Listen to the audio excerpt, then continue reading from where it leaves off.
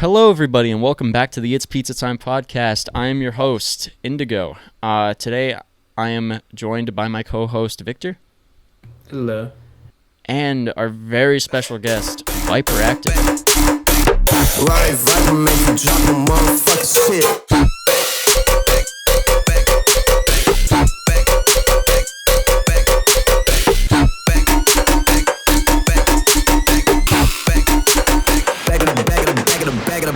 I did not say I care about how these niggas said that they feeling. What's up, y'all? So, for everybody who doesn't know who or what Viperactive is, the whole thing, would you like to quickly, give a little explanation to who you are, what you do? So, hi, my name's Julian. I go by Viperactive. I am a dubstep / trap electronic music producer. I'm 20, and I live in Arizona, the most balls hot state that there is, and that is kind of the synopsis. That's a pretty good synopsis. No, but nobody usually. Most people don't usually go in deep. They just say, "Oh, I'm me and I make music." So. Well, gotta give a little more, right? Yeah, definitely. All right, so I guess we'll jump right into the precursor question, the first question of the podcast. Everybody knows it if you watch. But what is your favorite kind of pizza? Okay. All right. So this is kind of like a weird pizza to have as your favorite pizza, I feel like. But I really, really fuck with... Are you allowed to curse? Are we cursing? Oh, yeah. Yeah. Fuck, yeah, Okay, go say whatever the fuck you want. Hell yeah. So I really fuck with Philly cheesesteak pizza. That shit's so good, man. Okay, I don't know what that is. Would you please run me? Really? No, I don't think we have that So here. do you know what a Philly cheesesteak is? Yes. Cool. So basically, it's that. So you've got the... I actually don't recall what kind of cheese it is. It's not like standard cheese, but something else. You have the steak, and then you've got onions and green pepper and mushrooms, I think, and that's usually it. Domino's makes it, and it's good. It's really, really good. That's yeah. I mean, I don't know if Domino's here has it. It might. I'm just maybe I'm just oblivious and just haven't seen it. Are you a super pizza aficionado? Are you going out and getting every kind of pizza I every mean, month? as much as I'd like to say I'm super into pizza, I wouldn't call myself any kind of aficionado because of the fact that I'm I at least now with the whole pandemic thing, I haven't been able to go out and shit, but Yeah. I do I would always prefer to order from a smaller joint over Domino's or Papa John's or That's whatever. fair. There's actually a place here, right down the road, that I get pizza from more often now than I used to. But it's called Pizza on 87. So Arizona Ave is one of the main roads that runs straight through the state, and it's called 87. And they've got this little tiny hole in the wall, and they have this big sign outside that says "Home of the Big Ass Slice." And you go inside, and you're like, "Hi." It's really awkward, kind of, because you have to be like, "Hi, I'm here for the big ass slice." I just feel so strange saying it. But then one time the girl told me, she's like, "You don't actually have to say it. You can just say I want a slice, and we'll kind of assume." I was like, "Thanks," but these pizza slices are this big. It's so uncomfortably large. It's they just took a third of a pizza and just cut it into a triangle and here you go. They take up an entire pizza box for each slice, but they're super thin, so. Yeah. But yeah, Is it a large slice as in how big of a fraction it is, or is it just a big it came from a larger pie? both. It's not only double the this, whatever this is, that it is double that of a normal size slice of pizza, but from the top of the crust to the point of the slice is also double or probably triple the length of the pizza. It's ridiculous, and they're $5. $5. Come on. That's crazy. Yeah, absolutely can't go. Yeah. But that's a little place here that's really fire. Yeah, I worked at a pizza place near here that also did really really big slices. I don't think that big, Yeah. but They did like they were kind of known for the fact that they only had one size pizza. They never had smalls or anything. They just had like a extra large, and that was it. Yeah, Um, sorry. yeah, but it's like you could order by the slice, and like 2 slices would usually be enough to fill up a person. Yeah. Well, I found that place in my eternal journey of finding a place to get pizza by the slice, because for some reason, if you look up pizza by the slice on Google, it just kind of gives you pizza places. Not necessarily that have pizza by the slice either. So I would just drive around and like look for it, because like I just need to find one place near me that does it. And I found one that's not so good, and then I found that place, and they do the big ass slice thing. And it's like this like just reigns supreme. It's pretty decent pizza too, surprisingly. Like Yeah. you'd expect the pizza quality to kind of go down if they're making just huge pies, but it's really not bad. Yeah. Pizza by the slice is one of those things that like it doesn't sound like it should be good because it's technically just like popping or another like a slice that already has been cooked and like reheating it a little bit, because like usually it sits there for like not that long, but it's like long enough that it needs to be reheated. So it doesn't sound like it's a good thing, but it's usually like it's not that bad at all because it's it's still fresh. I should ask this pizza man: All right. are your opinions on the Chuck E. Cheese pizza thing? What is it? What do you mean? It's either Chuck E. Cheese or it's Peter Piper Pizza. I'm pretty sure it's Chuck E. Cheese, but people are like taking pictures of their pizza, and you have the pie, and it's a circle, but the slices like didn't line up to the next. Like one slice does not line up to the next, does not line up to the next, does not line up to the next, almost all the way around the pizza. And like pepperoni, right? You'd see like a piece of pepperoni sitting on the pizza, and like it's half of it. Like the other half isn't there. The next slice over has no pepperoni in that spot. So you're like, what? Like, so basically the theory is that they're like walking around and taking like pizza that people didn't eat, just taking it back and like reheating it and XYZ. Oh, I haven't heard of that, but that sounds absolutely fucking disgusting. Yeah. I'm surprised you haven't heard of that. Yeah, it's definitely an older thing. I remember Yeah. seeing that like more like a year ago. Yeah. And it's also that like they're also probably making multiple different pizzas and then taking like one person's like, can I get one slice of pepperoni? They're not going to give out the full thing, of course, so they're going to have it sit in the back, right? But then if someone orders a full one, they're like, shit. Like, and if they have already enough slices, right, they might as well just put them all together. And personally, for me, fuck that shit, of course, right? That's kind of terrifying. I just want a brand new one, but also you don't know if that thing has been sitting there for the whole, I don't know, day or 2 days or whatever, a week. Yeah. And also, of course, yeah, what do they do with the leftover pizzas? Ideally, I don't know Yeah, like what. I mean, honestly, like if it were me, like if I were eating it, I probably wouldn't really mind if it was a leftover. But the fact that I'm paying for it, I wouldn't want to pay for something that already has been sold. No, but like, would you want a leftover of someone else's food Like, and then reheated for you? I mean, like it depends on the condition of it. If it's like, Well, yeah, but then the fact that you got to go into but like being like, what condition the is problem it? is I don't want to. It's already- I don't want to have to pay for it. Like like if it was somebody's leftover, I would want that for free because it is something that somebody already bought. And it's already not like the initial condition that it came in, right? It's like So you're okay if it didn't get to anybody else's like table. What you're saying, like if it was like half a okay, so if they purchased half a pepperoni pizza, half a cheese pizza, right? So they kept half a pepperoni and half a cheese back, right? And then you order a full pepperoni, and they happen to have 2 halves of pepperoni that they can just slap together. Okay. Like, do you not care? If they're like if they're cooked separately, but if they're both equally fresh, then like that doesn't really bother me. If they're like if you're waiting like, but if you're like if one is like 2 days old, then it's like there's also a problem because you're paying initially thinking that it's something fresh. And I feel like that's also a problem. I think the moral of the story is not to go to Chuck E. Cheese. I think For pizza. If you're going there just to like fuck around, go for it. But if you're buying pizza, no. Yeah, I go just to like lay down in the ball pit and just think about my life and how I Dude, ended I up haven't there. been in a ball in so long. Do they I wanna even go to a have ball those anymore? Like I have They not. probably do. I haven't seen a ball pit, dude.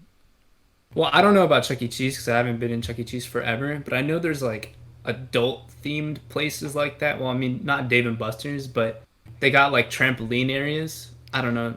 I Yeah, have no idea what it's called, but they got like big trampoline stuff and like parkour, and I bet they have ball pits. dude. Those spots with the parkour are sick, dude. Like there's also something called like gravity ropes I've seen get really popular at like event places in the past few years, and it's like we have this place called Castles and Coasters. It's like the Arizona spot to like have fun. It's like all these roller coasters and such, and they have this thing where it's like these big log cylinders, and tied between them are like an obstacle of some kind. So like you'll have two ropes and a bunch of wood that connects the ropes, and you're supposed to walk on the wood kind of thing.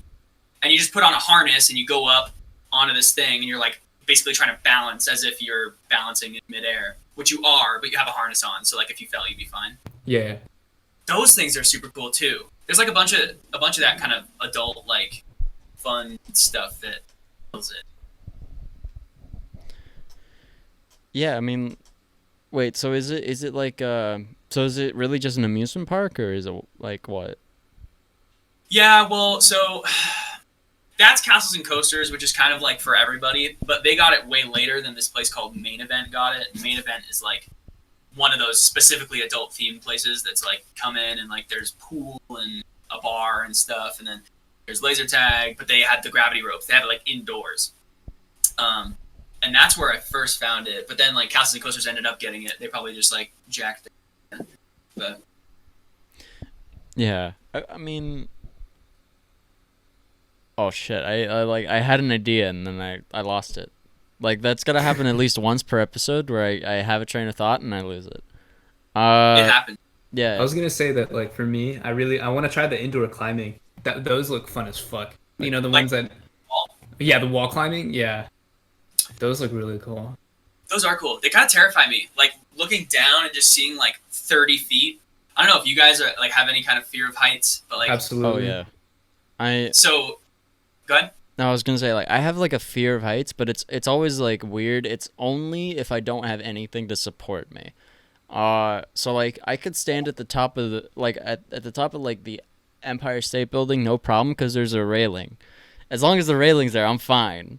But as soon No, as I'm the railing's cracked gone, out. I'm scared. No, listen. You know Minecraft, right? If you fucking build a tower all the way to the top of sky limit and you fall down, I feel nauseous if you jump. Okay. Oh Really? yeah, That's- yeah. yeah. Anytime I take anytime I'm about to take fall damage in a game, like I just like brace for I it. feel nauseous. It's weird. And even if there is railing and stuff and I know I'm protected, say if I had a harness and some shit, I still feel it. Like of course, ideally you want to get over that fear, right? But it's just such a weird thing. Like it's not natural for a human to be on that high and then jumping and doing all this crazy shit. So Yeah. Well, we have the Grand Canyon here, and I went there when I was in like I don't even know 4th or 5th grade for a field trip, and it was lunchtime, and we're all sitting on this ledge that's just like at basically anywhere along the rim of the Grand Canyon. There's like a huge drop, you know. So we're sitting at the top though, because you actually have to hike to get down into the Grand Canyon. So we're sitting at the top, and we're just eating our little lunch packets and stuff, and I kind of wanted to scoot towards the rim a little bit.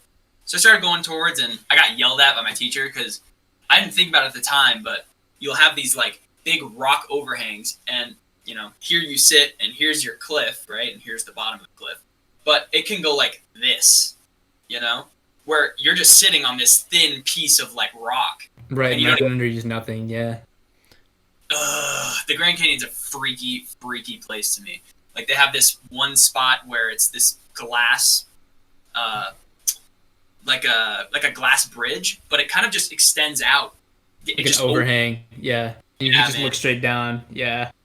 yeah, uncomfortable. I think someone DJ'd there recently. Can't remember who it was, but they I like. think- I feel like it was Cascade, but I might be wrong. I think you're right. Actually, it was like a progressive house person for sure. I think, but yeah, someone else did something in Sedona here. There's like this other city here called Sedona. All the rocks are like red, super super red. I saw somebody did a little live stream there, and it looked really good because like it's such a pretty area. It's so strange. You just drive in, and like all of a sudden, all of the brown of Arizona just turns to like vibrant red. You're like, holy crap, I'm on Mars. Yeah, Right. you just go there and just say you played Red Rocks. Easy. I made that joke like 1,000 times when I was there, dude. That's all you think about too, because like Red Rocks is like ingrained in my brain at this point.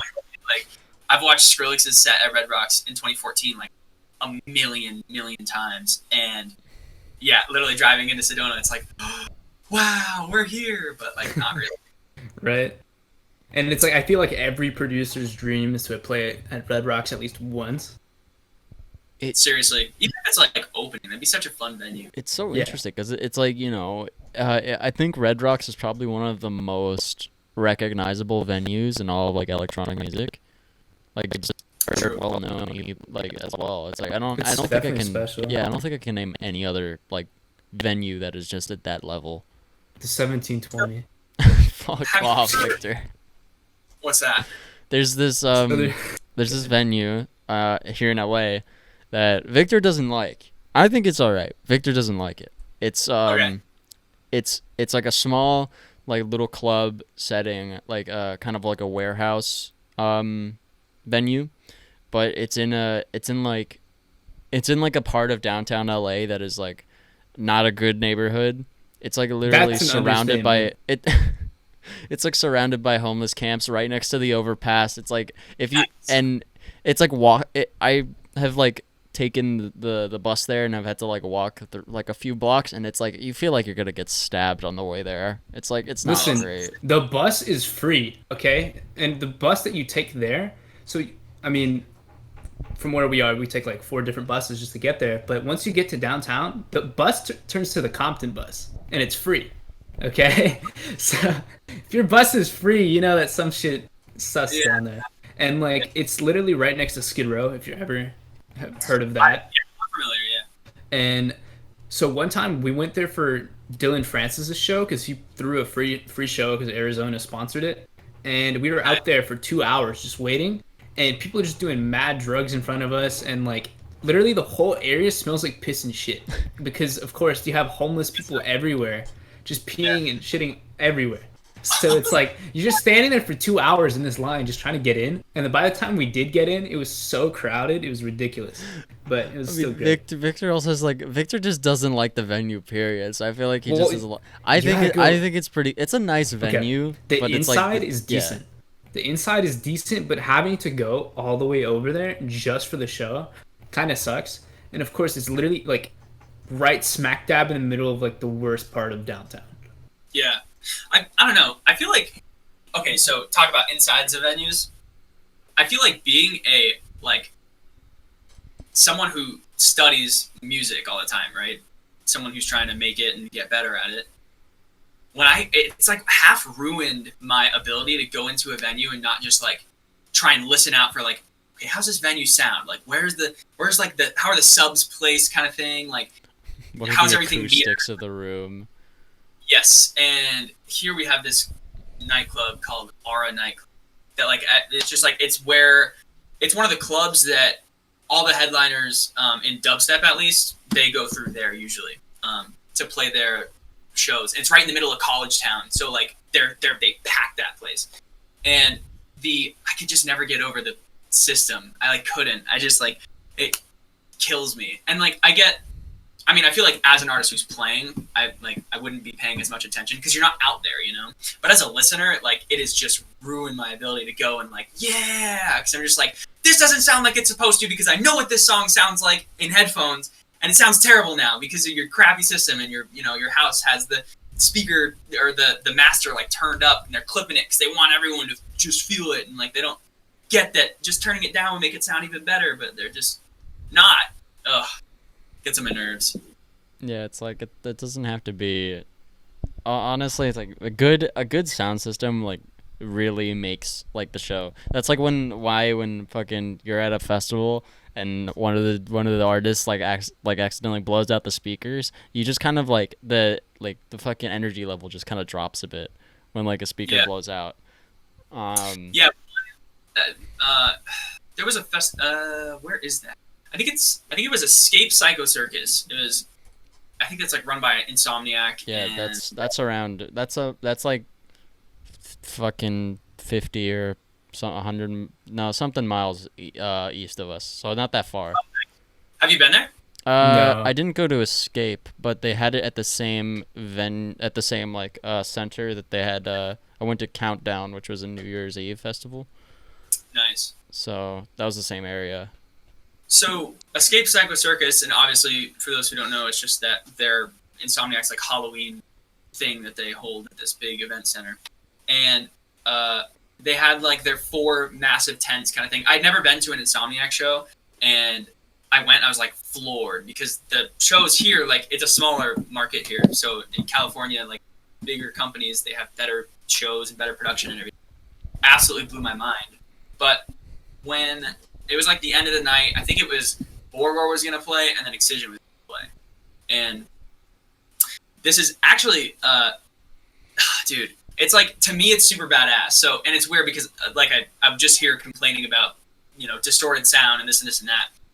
I remember Buygore getting on, and he kind of just, like, turned up. Like, he didn't give no fucks, because, like, that's kind of what he is. That's, like, what he, encompasses as an artist and everything. So, he gets on, he plays a set, and it's, like, pretty, like, he's just going, and it sounds awesome, but it's loud, like in the kind of distorty sort of way. And then Excision was getting on. So Excision gets on the stage, they hug and stuff, and Buygore goes, and Excision starts his set, and like I think he must have noticed because he like turned down. Excision like turned down afterwards, and it was like, damn, but the set went super hard. Obviously it's an Excision set, and they had all of his visuals like hooked up to the system like really well. They have insane screens at that too. Dude, honestly, like the having great visuals like makes a show. Like it can really like make a show so much better than like Victor and I went to and saw Deadmau5 on tour out here like last year. And, yeah nice. Version 3. Yeah, and like I'm not that big of a trance guy. All that stuff. I do like it, but it's like I wouldn't, I didn't think I would be into like a show for it. Yeah. And Deadmau5, he did a fucking 3-hour set, but like I didn't even realize because of the fact that like I was too enticed by the visuals. I'm like, yo, this looks sick, and then like I didn't even realize, oh shit, it's been 3 hours. I was 16 and Zed came here, and I like Zed's music a lot. I don't follow Zed as adamantly as I would follow the Zomboys of the world, that kind of thing. Yeah. But I always liked his music, and my dad and I were trying to like kind of just go to some shows because I was 16, so like I couldn't get in. But I was trying to learn about it a little bit, and boy, what a journey that crap was. But we go to the Zed show anyway. And we had general admission tickets, and we got like right up to the front. And his tour was the True Colors tour, and he had this huge like festival-sized screen that was just like a wall. That was it. And then he was in the middle, and he had all these visuals that were made by Beeple, and Beeple's like one of the greatest. Yeah, Beeple's crazy in that sense. Yeah, the colors on the screen, like, because it's the True Colors tour, so everything was like rainbow themed. He'd go from one song that had a blue visual to another one that had a green to a red to a yellow, and then he'd like have a super cool rainbow visual of some kind for another song. It was all like RGB themed though, and it just like something about that and then the music together being like done really well, because this venue was like bigger and the sound was cared for heavily. Like I didn't even listen to Zed's music that much of the time, and I cried twice during that show. Twice, and I'm like, I'm not even that attached to the music. It was just insane, man. Yeah, man. It's like it's like you don't even have to have like crazy visuals, as long as it just kind of has to be like a little bit of an accent to the music. Like the yeah, I remember I went to a show in March of last year that was it was Drulu playing at the observatory out in like Santa Ana or something, and the observatory doesn't have like an LED screen or anything, so you can't actually put visuals behind it.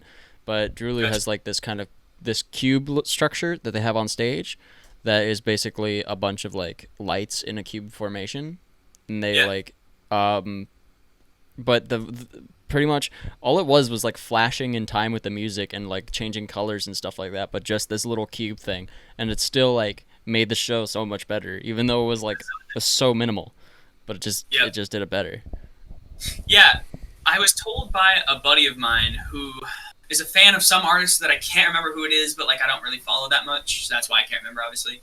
But I remember him being like really enticed by this show that they put on once. I think it was at a festival too. So they had an LED wall behind them, but they didn't use it. They just like put their logo up or something, and apparently they had like TVs just out. They just laid them out in front of the stage, like TVs, like crappy, looking like 80s TV kind of box TVs.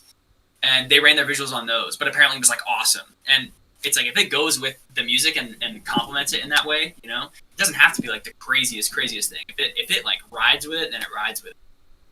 Yeah, definitely. All right, I think we should talk about a little bit about the whole Viperactive project. So let's talk about what you've been doing. As most recently, you did an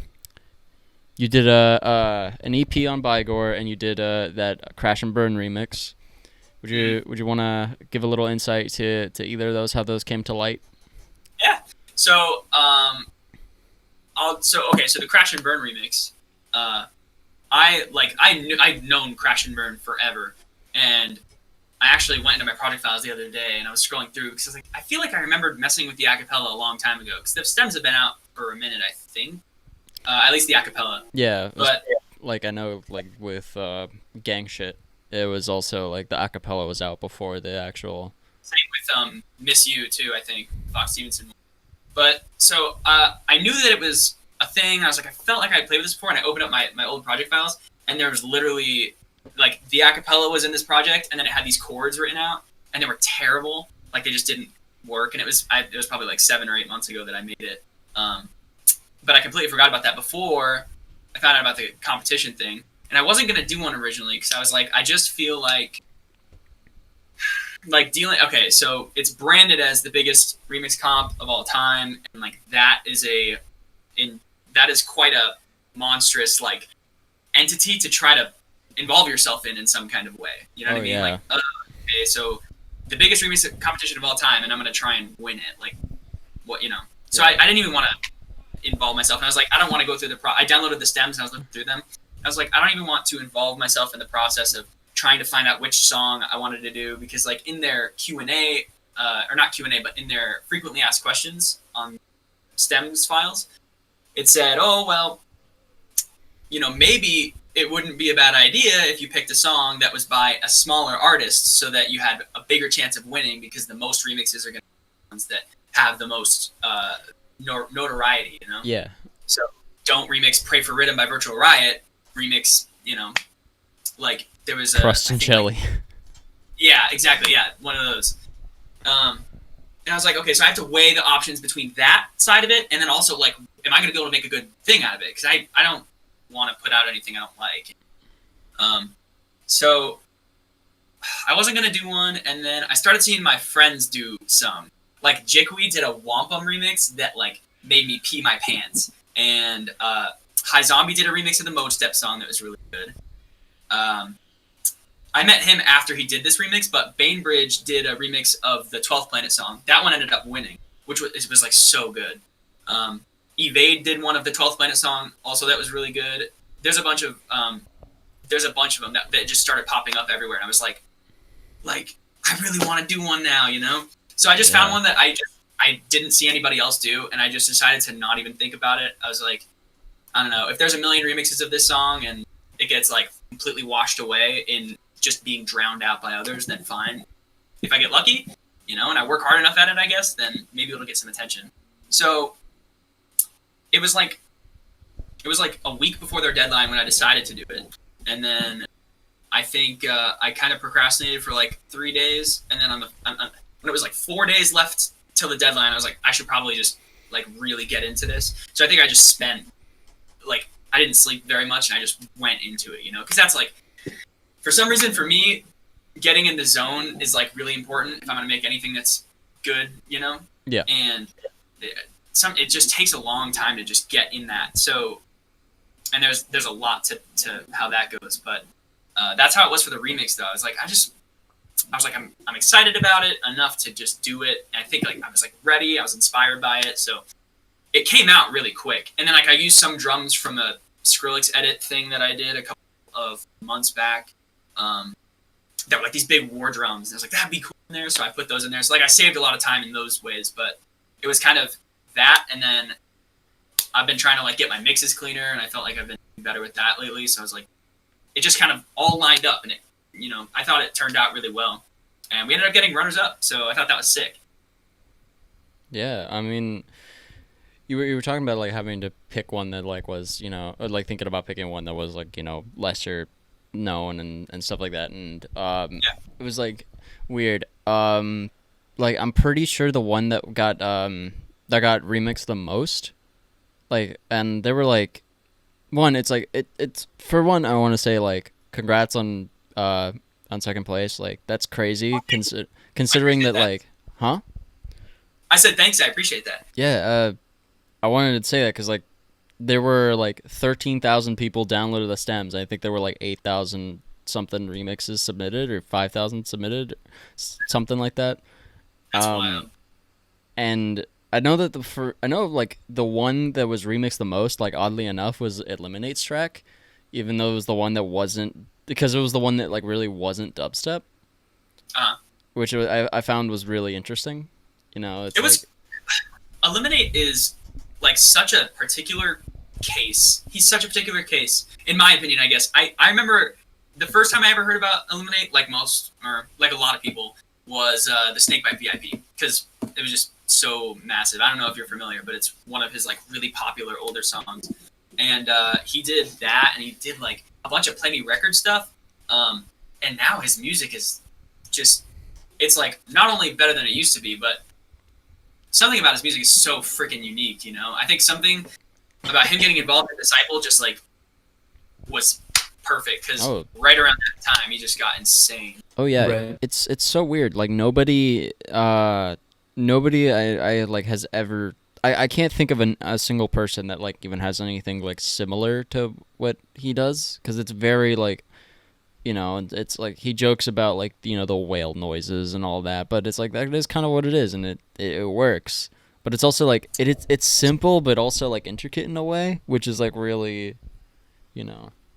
Yeah, well, it's hard to get songs that clean for a lot of people. You know, his songs are like some of the cleanest. Just his freaking mixes are wild. And I don't know, the whale thing, it's like it's so sick to have a project that has a specific sound that kind of goes with the image and goes with like, well, I guess not really the name, but in some cases the name.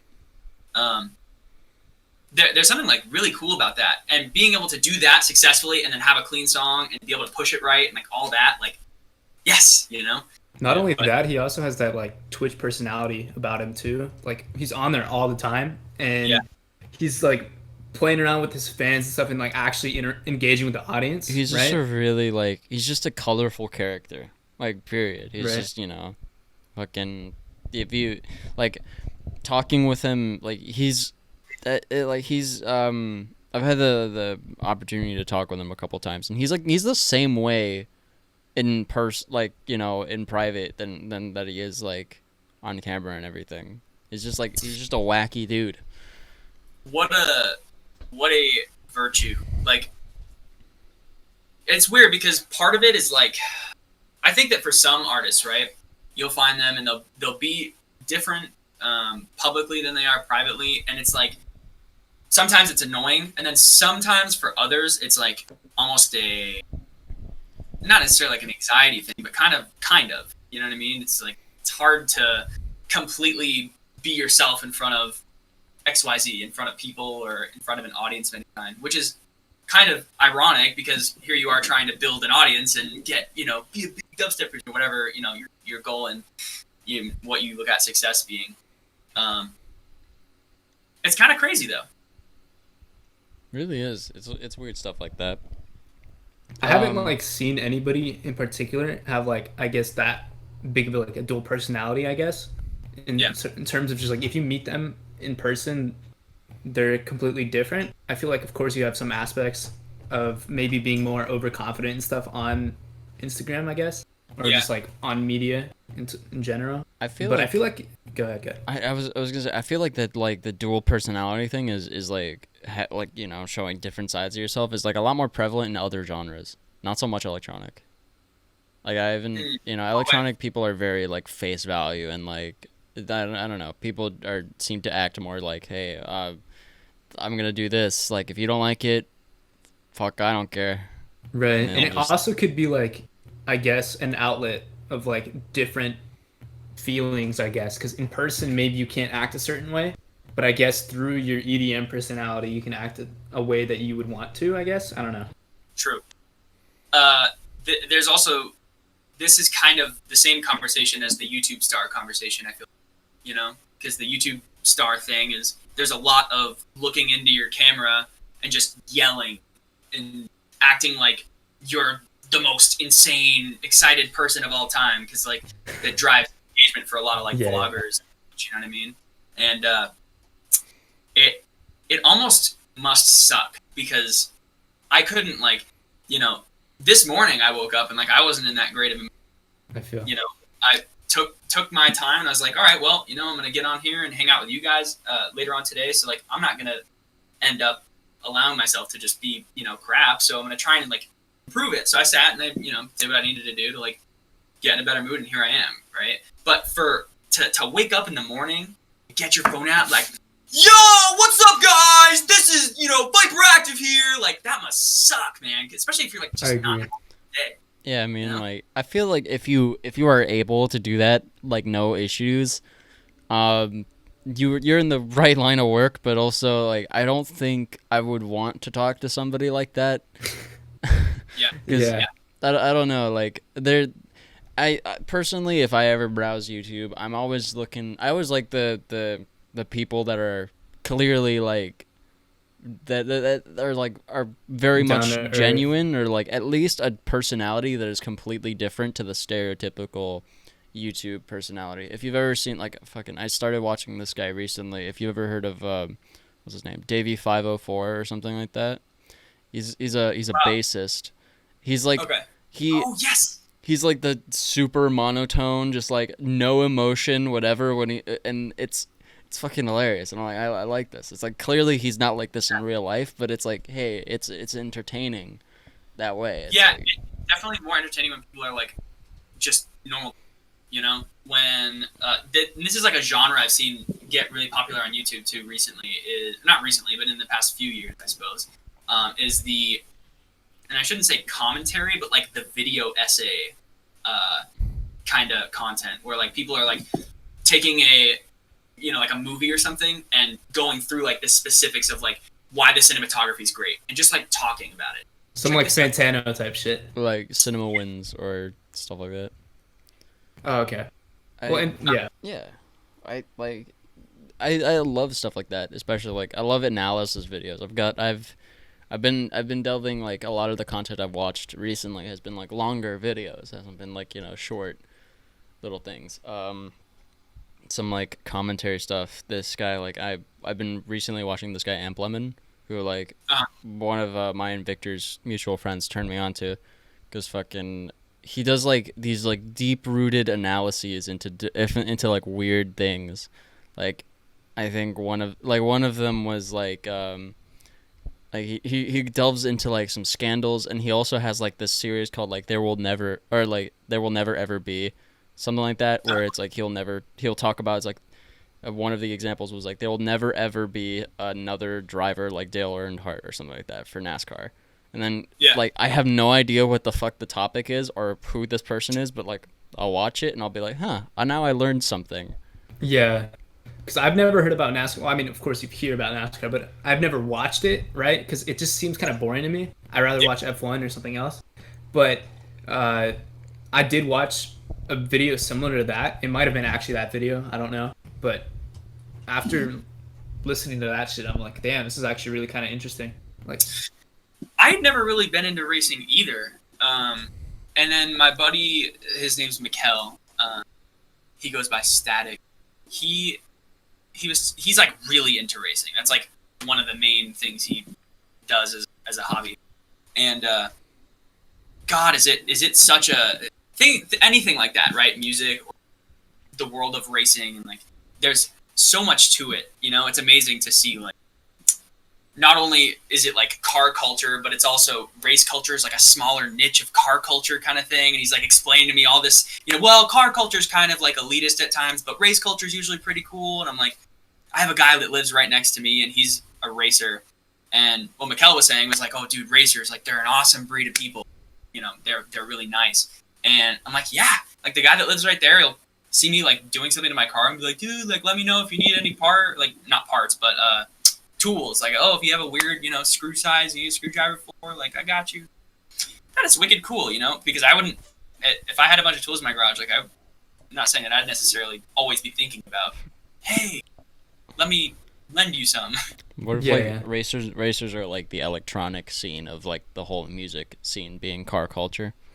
That's like the little niche of like people that are like they're chill, but they do like everybody's this. into different things, right? So like as long as you like respect what they like and like you're nice, I feel like everybody will be open to you, because I personally, I'm not I don't race physically, right? But ideally I'd love to one day, and I actually got into like online racing more. Yeah, right? He has a steering wheel controller on his desk. He has like the steering wheel with the pedals and everything. And it's so much fucking fun. And the thing is, when I was younger, I think like when I was like maybe 6 or 7, I'd like Need for Speed Carbon on my PSP, and I was like, damn, this is so cool and stuff. And I had like Midnight Club, and I was always into like racing games, right? As a young child, but I never played on console, and like playing on like an actual controller is kind of weird to me. But after it was like Black Friday or something, I was looking into racing wheels, and I picked one up for like $75. And ever since then, I threw it on my computer, been playing like Project Cars and like all these different games, and it's opened my eyes up to like F1 and like other racing things. And F1 it's is so crazy. much fucking fun. Yeah. F1's insane. That's another thing that Mikkel was showing me, because like I literally zero knowledge about racing, like, and this was literally a month ago. That makes two of us. Yeah, and he's like, oh, well, let me just turn on my stream, and I'll show you some stuff that'll get you into it a little. I'm like, all right, and he starts showing me a little bit morbid, but he starts showing me the crash videos and stuff, and it's like, oh my god, like the way that NASCAR and F1 work the whole crash thing is crazy. Apparently, back in the day, like F1, if there was like a fatality, they just kind of like keep the race going. They don't do it anymore, but like that's something they used to do. And like, oh my god, I've told like my brother about this. My brother's like, great, like why should the race stop? I'm like, are you insane? Imagine like being someone's wife and like your husband just gets completely floored in a race, and you're like mortified, and then the race continues and everyone's like, wow, cheering. Like, come on. Right. That's like, I feel like that's like, kind of just very uncool. Just like, well, they don't do it anymore, thankfully. I mean, yeah, and the thing is that like there's very little deaths, at least in F1. I don't know about NASCAR. Like in the past couple of years, of course, there's of course really bad crashes and stuff, but the deaths have decreased because the cars are a lot safer now. Last year, unfortunately, there was one driver that did pass away, but he was in F2, not F1. But it still really fucking sucks when it happens. Yeah. But you gotta realize that these guys are strapping themselves to these fucking insane like vehicles and just going like high speeds against other people that are doing the same exact thing. Yeah, they know for sure. Like, every time they sit down and race, like, I could die in like an hour. Yeah, and then when like someone does die, like all the racers kind of like, oh shit, this is like something that can actually happen. And that must be creepy to like be in the line of work where you can look to your right and just see someone literally get killed and know like I'm in the same position Yeah. that guy, and the only thing that separates me from that guy is circumstance. Right, driving, and like of course, like, and you can't control everything in a race too. You can't control the tires. You can't control like if someone crashes and like there's debris and stuff. And I think the person who died, he had someone else crashed, and then the debris from that guy's car like fucked his car up. So Yeah, Yeah. It's also Yeah, like you're one of control. those things. It's like it's also like you got to think about how much you value your life over winning the race sometimes. Because I feel like there are moments where you're like side by side and like you could, if you just like nudged them, or like if you know, or you could like probably speed past, but like you just have to you just have to think about like, hey, if I'd make this move, we could like collide, and then we could both get fucked. well, yeah, I mean that definitely does happen. But the thing is, when it comes down to like winning the race, there's such a big gap between most of the cars for the most part. Uh, And whenever they do go side by side, there's like unwritten rules, I guess, not to fuck each other, basically. You know, like Yeah. uh, in terms of like F1 right now, the circumstances is that Mercedes is basically winning every single race for the past like 6 years. Oh, really? So yeah, there's like very little competition. It's always Lewis Hamilton that's winning. He has a second driver, Valtteri Bottas, and they're close, but like they're not that close. So Right. Race winner You're is speaking a typically- foreign language to me right now, Victor. And Yeah, let you and know. listen, I got into F1 maybe a year ago, in like maybe July, right? And I got so invested into it because the one race that I did see, so I saw the highlights. I didn't even see the actual race because sometimes watching the races are boring as fuck. But I love seeing the highlights. And this particular highlight that I saw, it's Austria 2019, and these two racers, one on Red Bull and one on Ferrari, basically they were fighting for first place, and one collided into the other one and kind of pushed the other guy off the track, right? And of course everything's fine, everybody was safe, but like, and they both finished the race, right? But they were basically fighting for first place. And after watching like the excitement and like all this crazy shit happening, I really became a fan. Not to mention I have this wheel and shit, and I was like, damn, maybe I should put this thing to use and like fuck around and play like simulation games, right? Are you Yeah. saying are you saying that you bought it without like the intent of using it? No, of course I bought it with the intent of using it, but I bought this wheel maybe like 3 or 4 years ago, and it's kind of been just kind of sitting. And of course I bought it, and I did play around with it because I wanted to use it, Project Cars and stuff, but I kind of put it away, didn't really touch it. But as soon as I got into F1, I was like, shit, this is so cool, and like I got into it a lot more. And of course, this is only a year ago, and like I still have a lot that I don't know, but I find it really enjoying to like actually watch the races and the highlights and everything because there is like drama and story and like of course all this crazy shit happening. Yeah. And I It's love like an racing. entire. Yeah. It is a whole world, dude. I kind of like. I think my lucky stars that nowhere usually in this line of work, which is music, is like I'm not like directly putting my life just on the line, you know, in a moment kind of thing. It's Yeah. Unless you like, type something on Twitter. That's true. That's is- true. That's very true. Like, really, the only way you can like physically die, not like I mean, you can career die pretty easily on Twitter, but the only way you can like physically die during what you do is like if you maybe get like fucking I don't know, you like pass out through like heat stroke or something at a festival, or maybe if you OD. That's like those are like the two options. Oh yeah, dude. People scare me, man. People scare the shit out of me. Like that. I don't know. But when it gets to the point where it's you're in the danger of like ODing, it's just fucking. I Yeah. don't know. It gets sad, I don't. Yeah. I'm Victor and I. We're not clean. Yeah, we're clean boys. We go to shows and we just enjoy. Yeah, that's what's up. Let's go. Yeah. Good Christian lads. Am I right? Oh yeah. Like I understand if you want to do stuff, but like if your whole point of going to a festival is to do stuff, then what are you doing? You know what I mean? Like of course enjoy your life, you live it the way you want to, but at the same time it's like if this gives you excitement and that's all you're going to a festival for, there's no point. Go home. I understand if it like enhances your experience, but if you need it to have fun, then that's a problem. That's not like, It's like if you can't go to a festival without any substances and you don't have fun, like, and you can't have fun because you don't have substances, that's a bit of a problem. Yeah, and like of Um, course take everything with like mediation as well, because people start relying on that stuff. Like you take it once and then you just keep doing it over and over and over, and then an addiction forms. You can't live without it. So Now, here's the weird thing: is that I've heard from a lot of like, I shouldn't say senior, but I should say, artists that have been around for a long time. That like, their success was their success, and like they're now their name. A lot of artists in that position have come out and said things like, well, like, drugs are bad, but it's like there's a discovery journey that happens there for a lot of them, and it's trippy because for some people it's something that they use it like that. They like, oh, maybe I'll, get together with, 3 of my closest friends in a room, lock ourselves in the room and like do shrooms or something, and they go and do it, and that's it, and then they move on with their lives.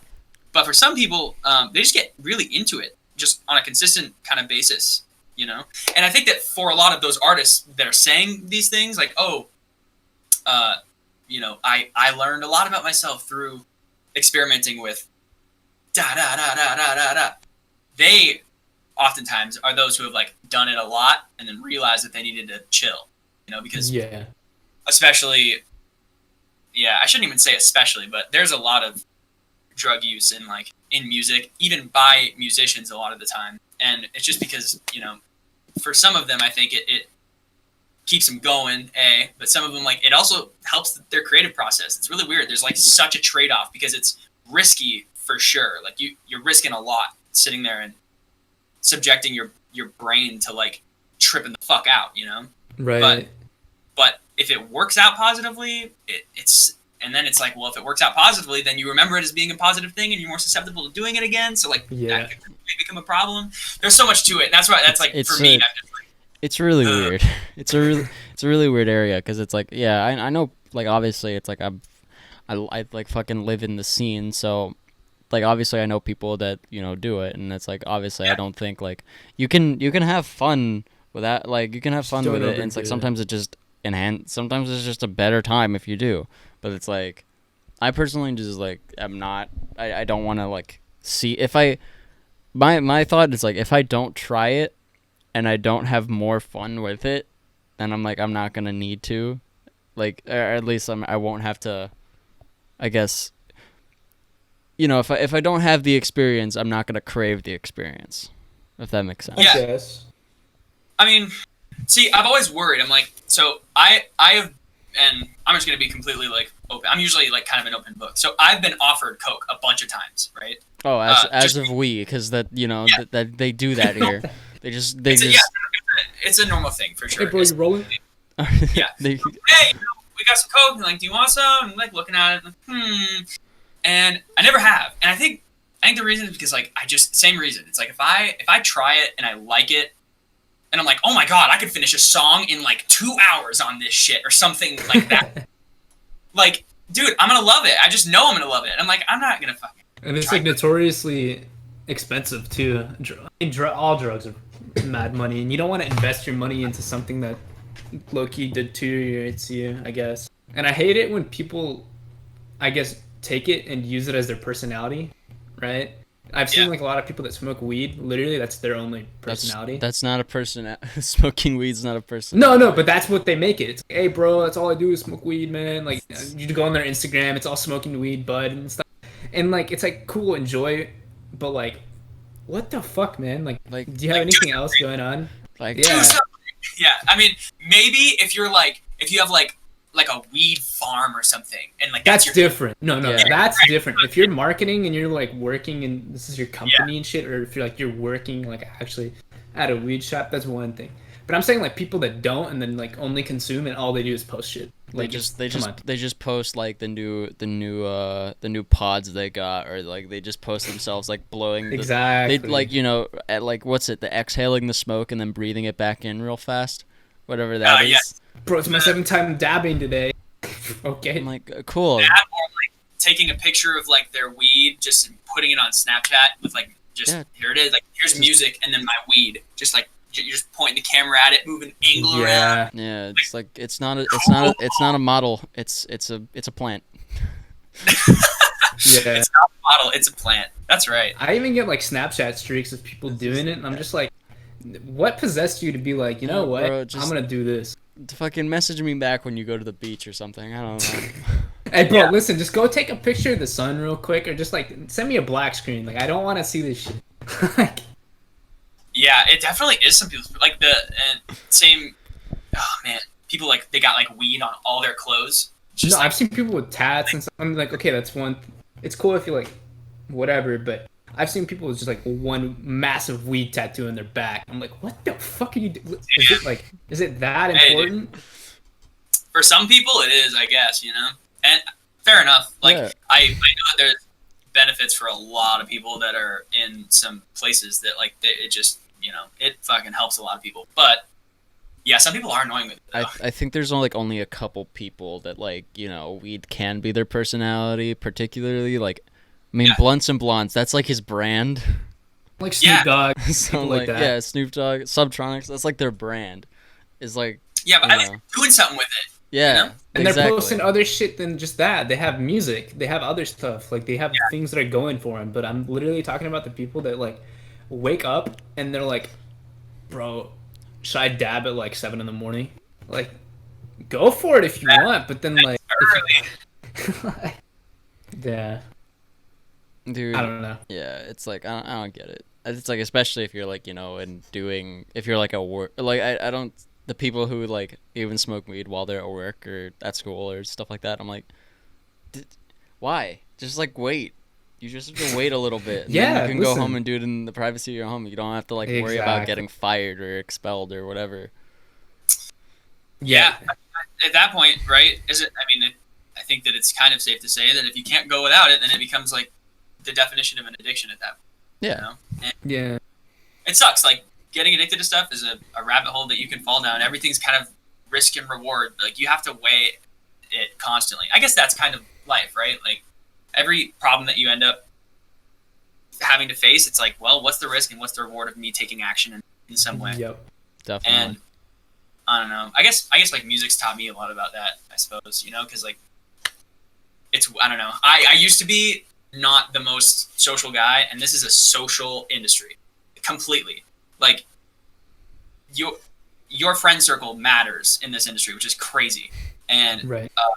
I always sucked at that, and I've only in the past couple of years been like, let me try and open up a little bit and like be kind of more of a open, personable kind of guy that like talks to people and gets involved in things, But that's all for me, I guess.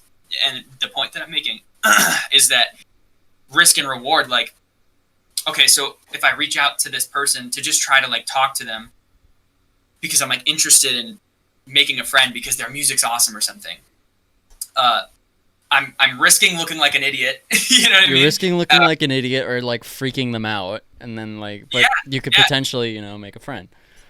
Totally. And sometimes I really thank myself for just risking it sometimes, especially in that sense, because that's where I've made like a lot of my best friends.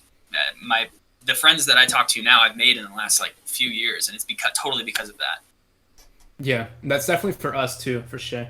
Yeah. Like we wouldn't even have this podcast if we didn't like talk to certain people. Yeah, I just like hit people up in their DMs. I'm like, yo, like exactly how I did you. I'm just like, yo, pizza guy, can I run something by you? And they're like, sure, what's up? And I'm like, so I got a podcast.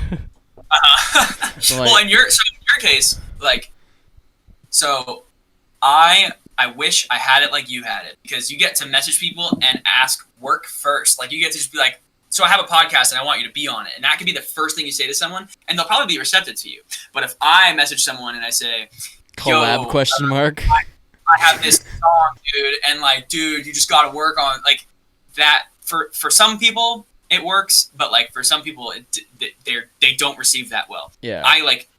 It's like, sometimes it's okay, but sometimes I don't receive it well. It really only works if you like have built up some kind of, if they kind of know, like the reason I think it works for me is because like they kind of have an inkling of knowledge of who I am.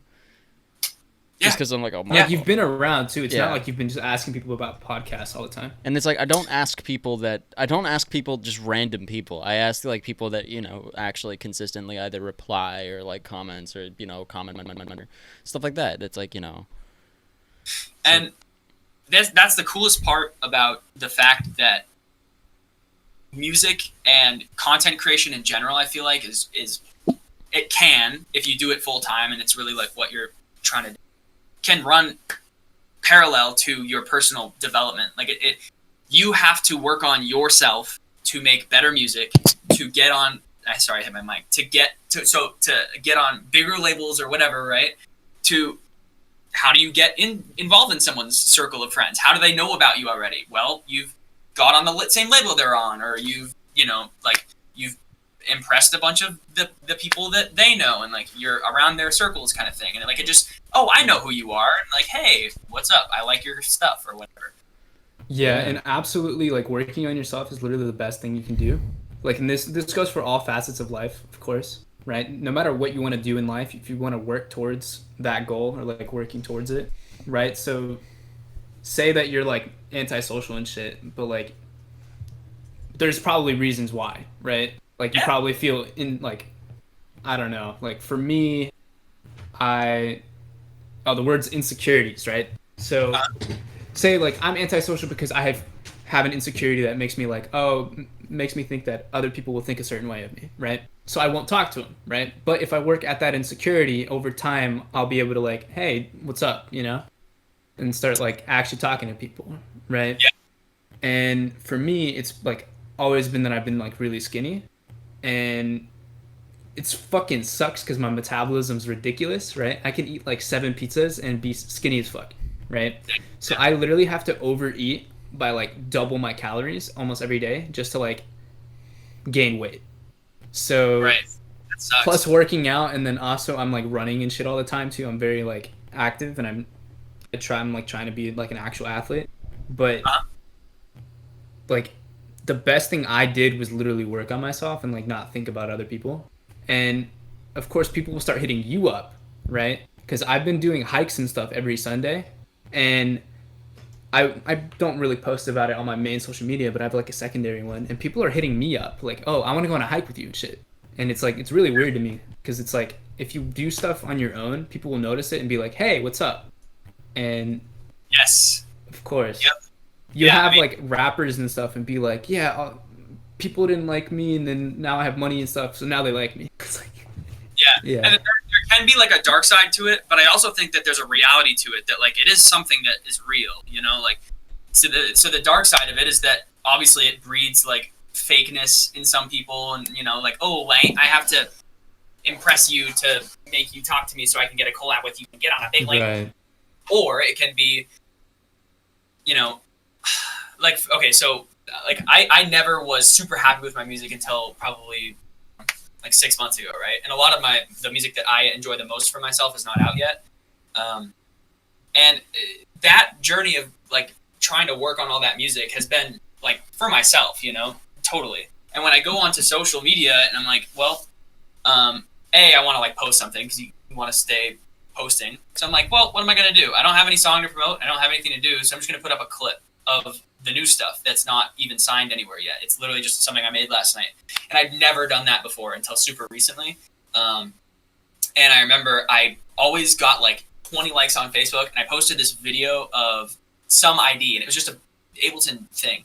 And all of a sudden, like, it was like 100 likes. And I was like, holy shit, I had never gotten engagement before that. That was anything that was serious, in any kind of way about like my content. And I think that was just because I had been working on it. I'm going to try and make it better to listen to. And then that whole thing, like when that started, was definitely the time period where I started being able to talk to like producers that I have looked up to for a while. And I'm super grateful, and because some of those people are the coolest damn people.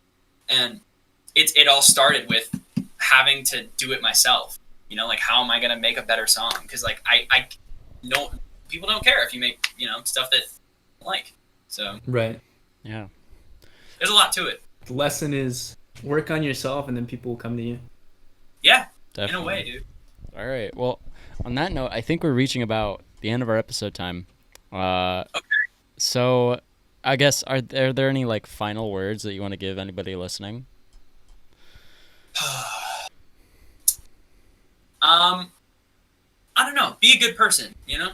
I mean, we got real deep, so I'm just going to end it deep, too. Why not? I'm just going to go there. Yeah. Be a good person. Like good music. Listen to more dubstep. That's what's up. All right.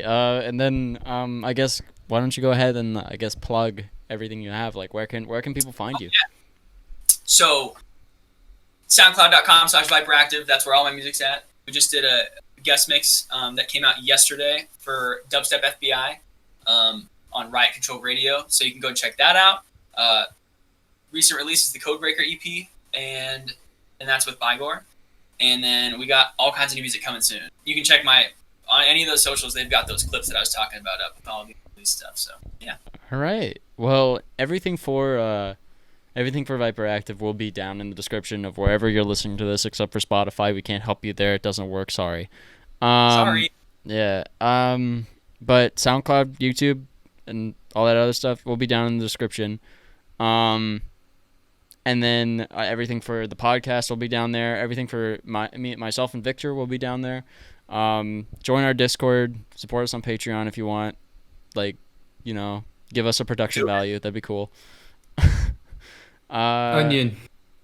Yeah. If we hit $100 a month on Patreon, I promised I would eat an onion during whatever. Eat a raw onion during whatever the next recording session is. So we could be interviewing Skrillex the day after we hit $100 a month, and I have to eat an onion while interviewing Skrillex. That's just that's how. raw, dude. Yeah. But yeah, thank you everybody so much for tuning in. Thank you Viperactive for coming through.